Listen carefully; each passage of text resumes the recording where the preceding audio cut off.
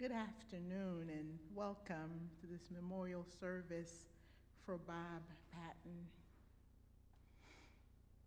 Though we have all been touched by death, whether that of someone we're close to or of someone from the larger human family, it still hits us hard, especially when it's one of our beloveds.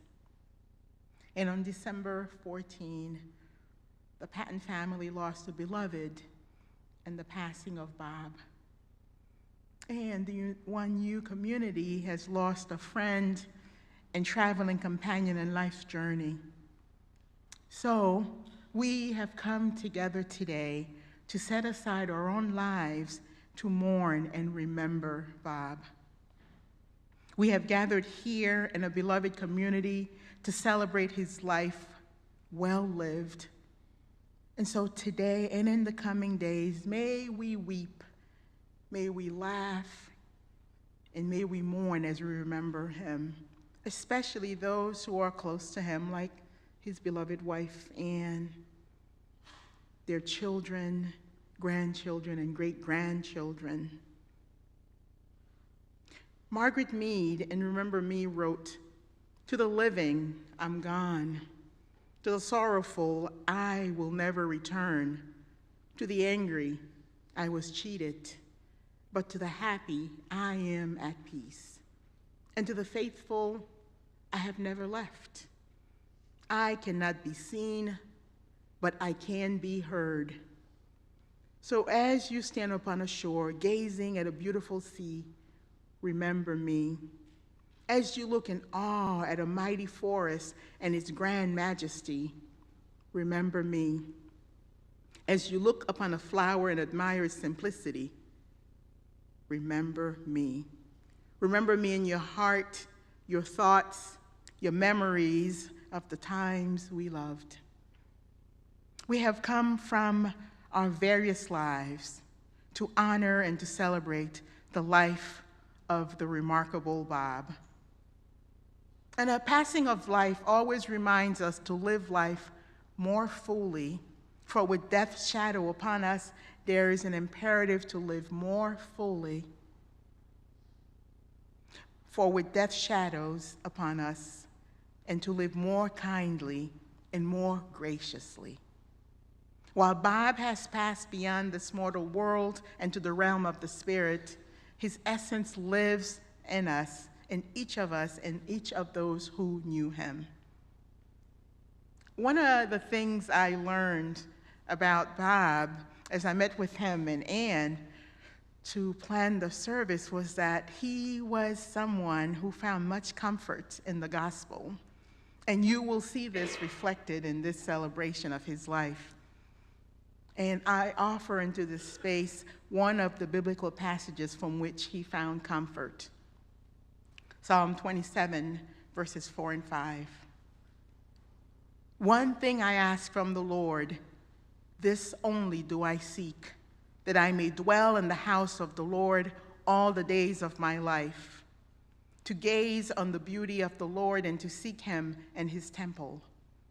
For in the day of trouble, he will keep me safe in his dwelling. He will hide me in the shelter of his sacred tent and set me high upon a rock.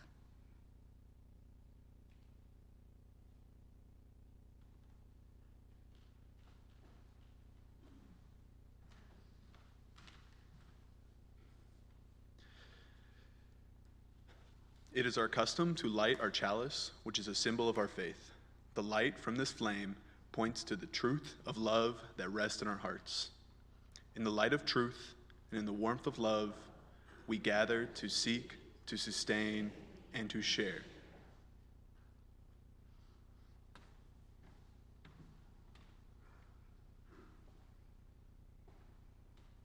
And now a blessing for the dying by Michelle Bute.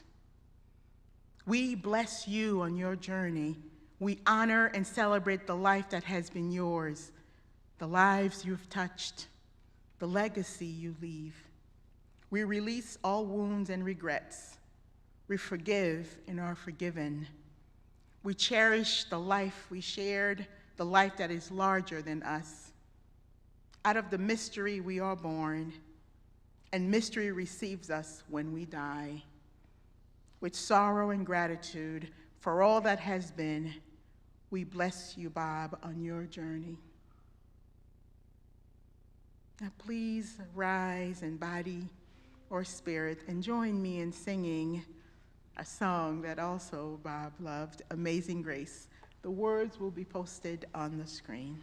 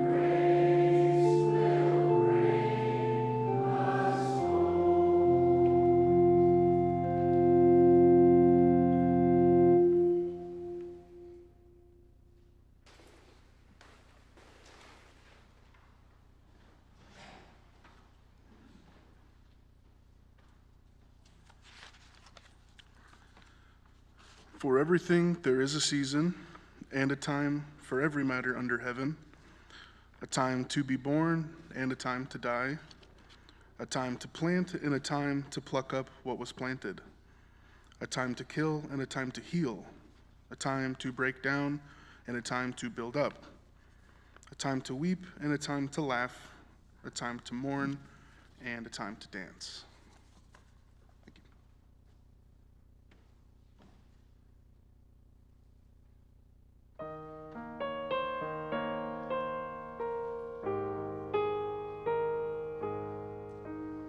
I come to the garden alone while the dew is still on the roses, and the voice I hear falling on my ear, the Son of God discloses,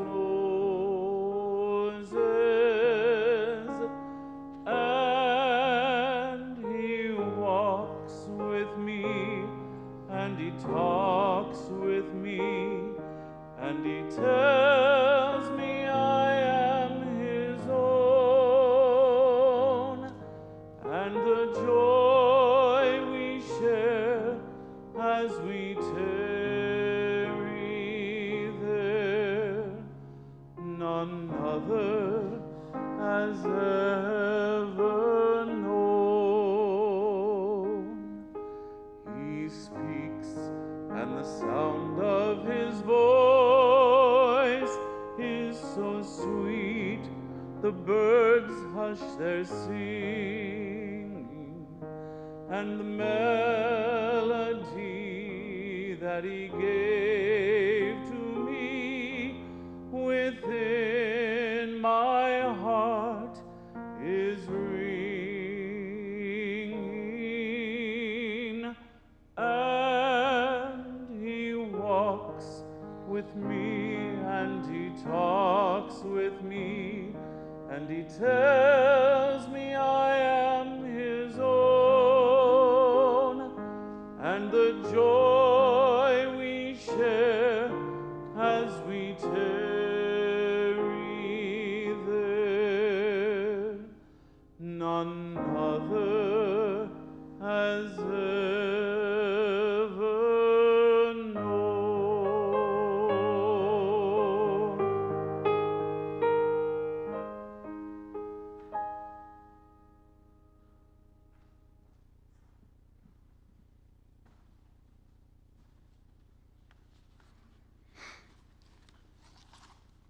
Do not stand by my grave and weep. I am not there, I do not sleep. I am the thousand winds that blow, I am the diamond glints in snow. I am the sunlight on ripened grain, I am the gentle autumn rain. As you awake with morning's hush, I am the swift flinging rush of quiet birds in circling flight. I am the day transcending night. Do not stand by my grave and cry, I am not there, I did not die.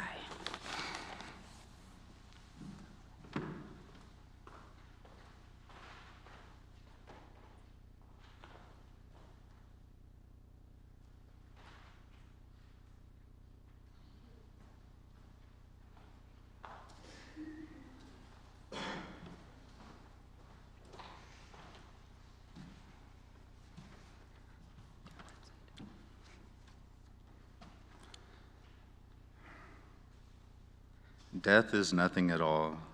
I have only slipped into the next room. I am I, and you are you. Whatever we were to each other, that we are still. Call me by my old familiar name. Speak to me in the easy way that you always used. Put no difference in your tone. Wear no forced air of solemnity or sorrow. Laugh as we always laughed, little jokes we enjoyed together. Play, smile, think of me, pray for me. Let my name be ever the household word that it always was. Let it be spoken without effect, without the trace of shadow on it. Life means all that it ever meant. It is the same as it ever was. There is unbroken continuity. Why should I be out of mind because I am out of sight? I am waiting for you for an interval somewhere very near, just around the corner. All is well.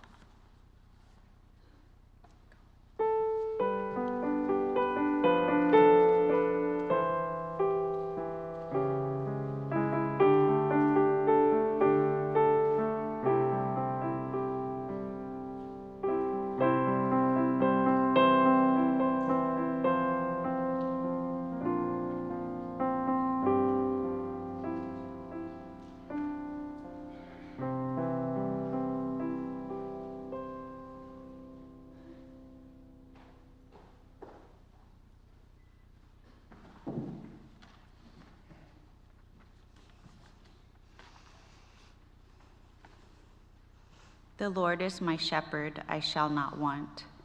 He maketh me to lie down in green pastures. He leadeth me beside still waters. He restoreth my soul. He leadeth me in the paths of righteousness for his name's sake. Yea, though I walk through the valley of the shadow of death, I will feel no evil. For thou art with me, thy rod and thy staff, they comfort me. Thou preparest the table before me in the presence of mine enemies. Thou anointest my head with oil, my cup runneth over. Surely goodness and mercy shall follow me all the days of my life, and I will dwell in the house of the Lord forever.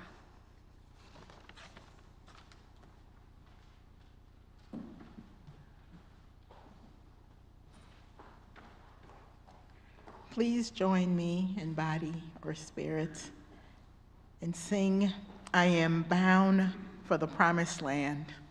The words will be projected on the screen.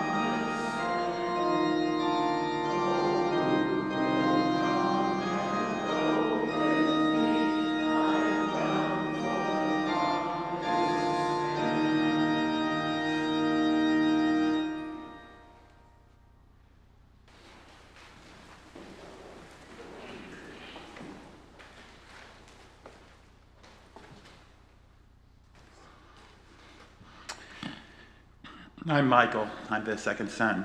I live in Tulsa, where most of his life was. We're here to celebrate his life. If you knew Father, my father, your friend, grandfather, her husband, you knew what a great man he was. He made such a difference in many lives, and it was difficult. You understand, if you really knew his life, he grew up very poor. He was born in a very poor town in Oklahoma, and they moved when he went to high school to Tulsa, where he met his wife of 68 years. After high school, they quickly married. He had 4 children in 43 months' time. The difference between all our lives, and all our brothers and sisters, that close. I'm third of 4, and they're here today. I think my parents were machines.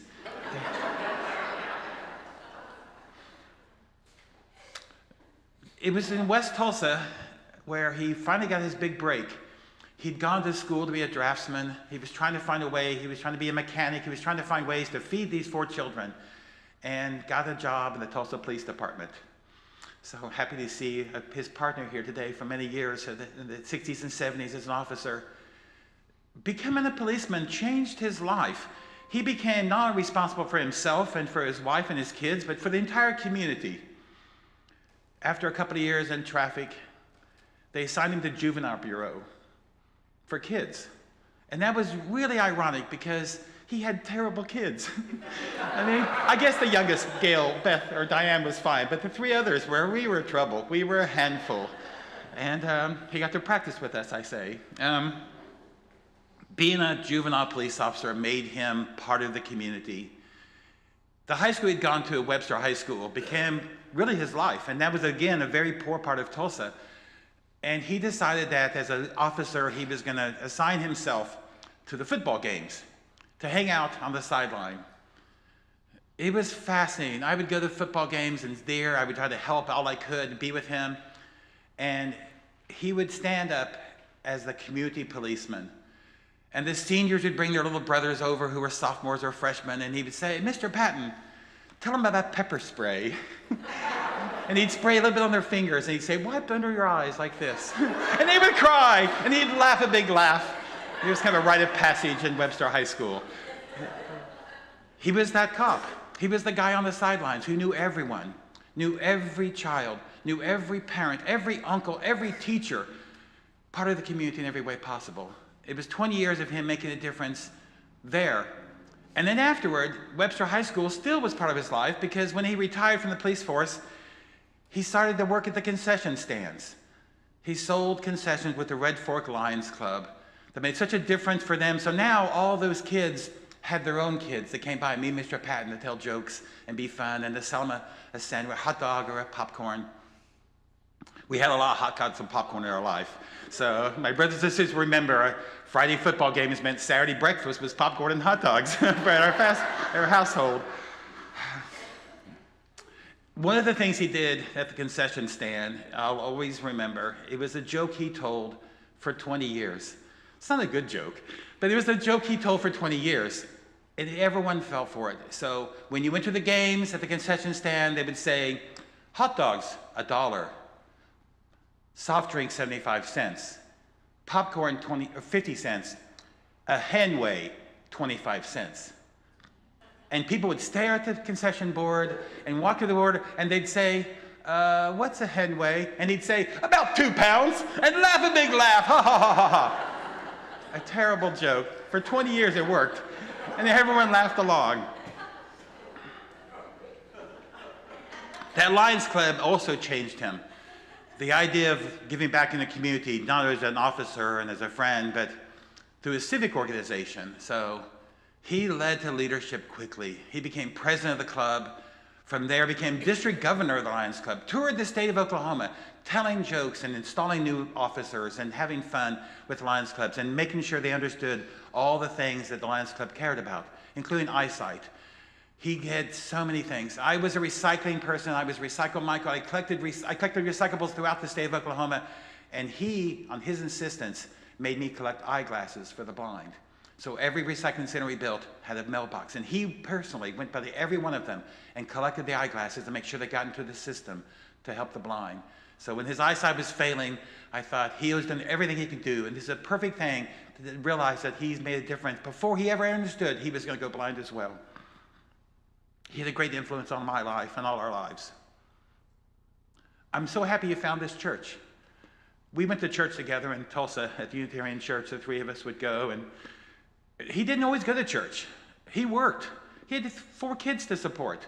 Sundays where he'd be at a church somewhere else, out driving traffic, doing something else as a part-time job. He had 15 part-time jobs.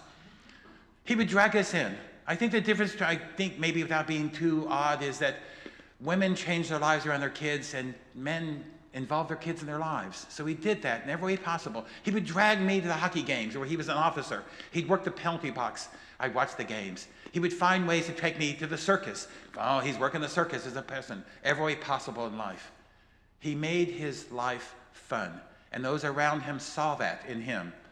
And he also worked as often as he could because he knew growing up poor, every dollar mattered. And he went to take care of us. We have a much better life because of his work. The influences were very strong on us.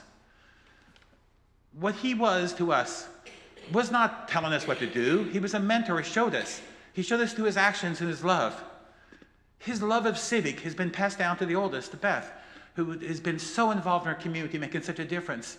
His idea of protecting his family and all those things that mattered is from my older brother, who saw every bit of that, the police officer mentality of you have to protect the world. To my younger sister, that warmth she gives. As a teacher, every room she walks into, she melts with kindness and happiness she got from him, I'm sure. And to me, his love of laughter. I tell jokes whenever I can, and his jokes whenever I can as well. So he had those influences on us, not through his own decision. He just did these things, and we picked up on it. We all live in his lives forever. The likes of Bob Patton will not come in. The likes of people like him are very far and few between. May our memories of him and our times of him be happy and last forever and ever. Thank you.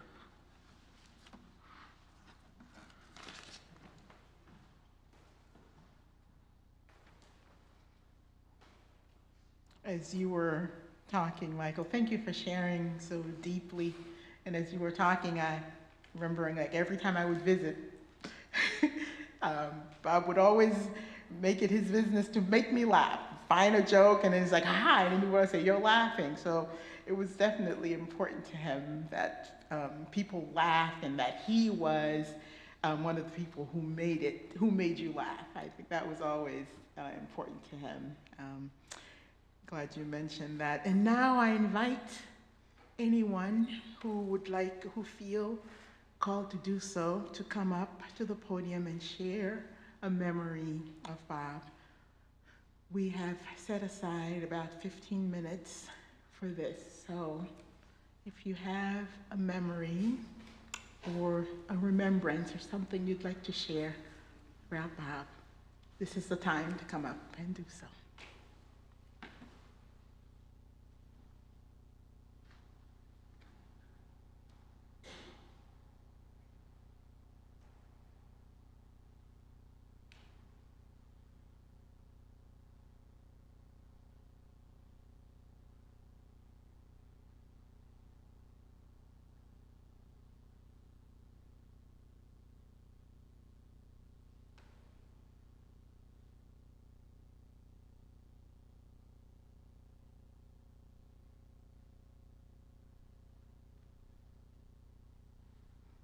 Give you another moment to gather your thoughts, another 30 seconds to make sure that if somebody wanted to come up.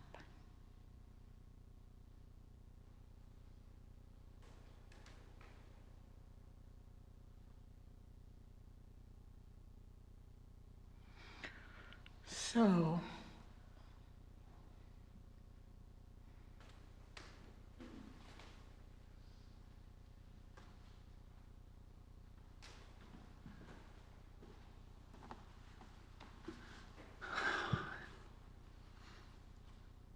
I remember when my wife Kay and I first joined a church, one of the jobs that we quickly took on was being on a welcome team.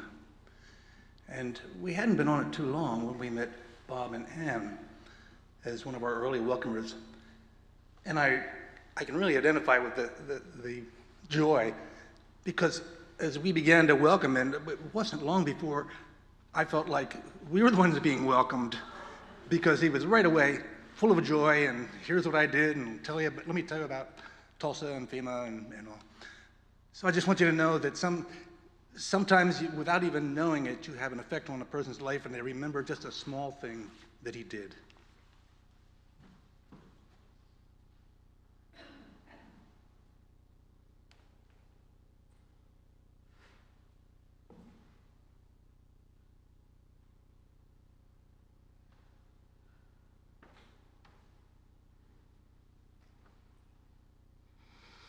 And now, I invite us to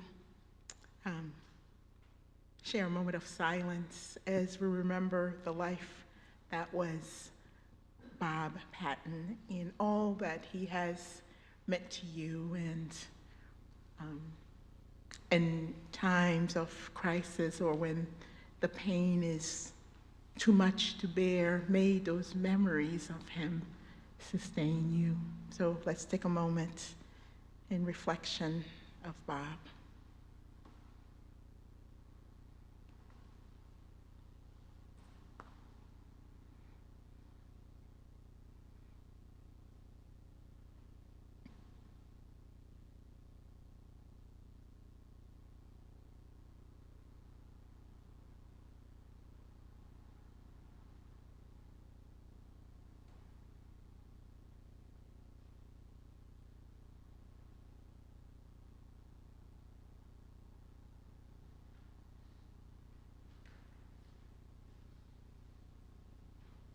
O Lord my God, when I in awesome wonder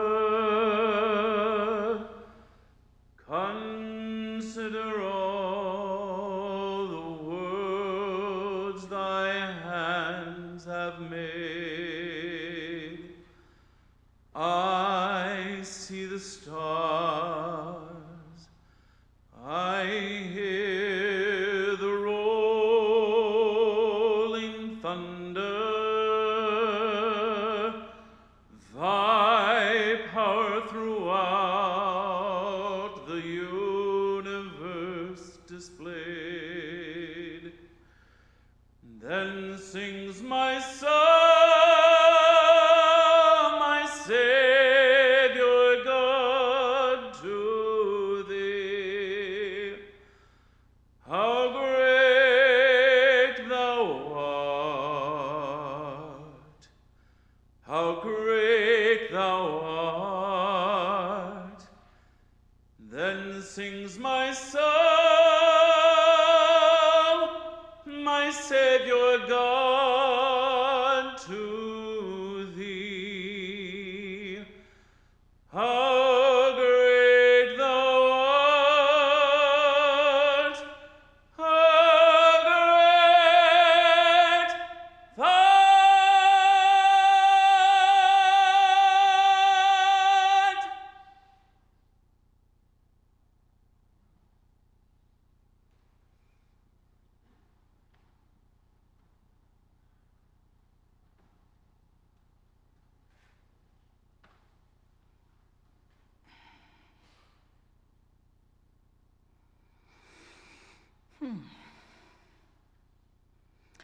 And the rest of the family is very grateful that you are all here to support them and to mourn Bob with them.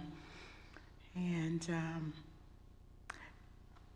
shortly after we're done, we will be invited to Gore Hall for refreshments with the family, and that would be a good opportunity for you to offer your condolences and love and support. I am going to close with a prayer, but I want, when we're done, if you would let the family exit first, and then you can follow them over to Gore Hall. And we will also play Aubrey will play some music, and we'll also play the photo montage again as they exit. So